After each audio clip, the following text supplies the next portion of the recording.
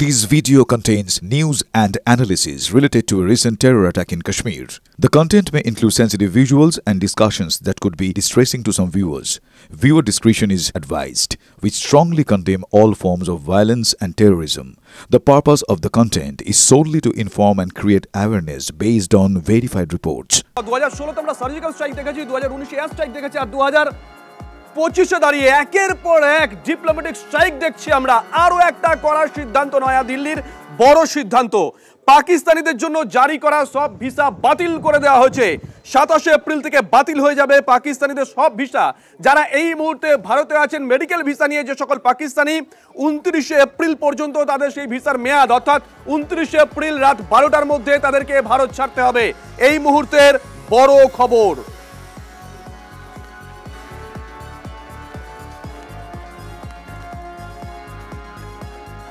দু 2019-এর সেই এয়ার স্ট্রাইকের স্মৃতি বোধহয় এখনো পাকিস্তানে যারা শীর্ষকর্তা আছেন তাদের টাটকা রয়েছে। রীতিমতন তারা থরহরিকম্প। ভারতীয় বিমানের জন্য বন্ধ করা হচ্ছে পাক আকাশ সীমা। ভারত সিন্ধু জলচুক্তি রদ করায় জল আতঙ্কে পড়ে গেছে পাকিস্তান। জল বন্ধ করলে যুদ্ধ পরিস্থিতি তৈরি হবে। এই সময়ে দাঁড়িয়ে এমনই হাস্যকর হুঁশিয়ারি দিচ্ছে পাকিস্তান। এই মুহূর্তে সব থেকে বড় খবর, রাষ্ট্রপতির সঙ্গে দেখা করলেন স্বরাষ্ট্রমন্ত্রী এবং বিদেশমন্ত্রী। বড় খবর, এই মুহূর্তের বড় খবর। অনির্বাণ সিনহা আমাদের সঙ্গে রয়েছেন, আমাদের সহকর্মী। অনির্বাণ, ইঙ্গিত কিসের?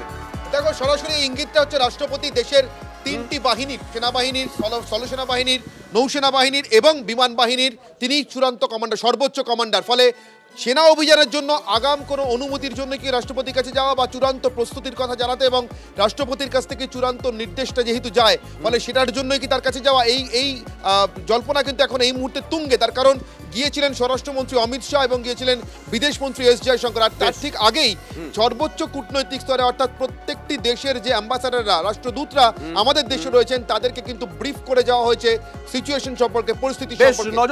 নজর থাকবে। অনির্বাণ যে কথা বললো, 3 বাহিনীর প্রধান রাষ্ট্রপতি, তার সঙ্গে দেখা করেছেন বিদেশমন্ত্রী, স্বরাষ্ট্রমন্ত্রী। কি হয়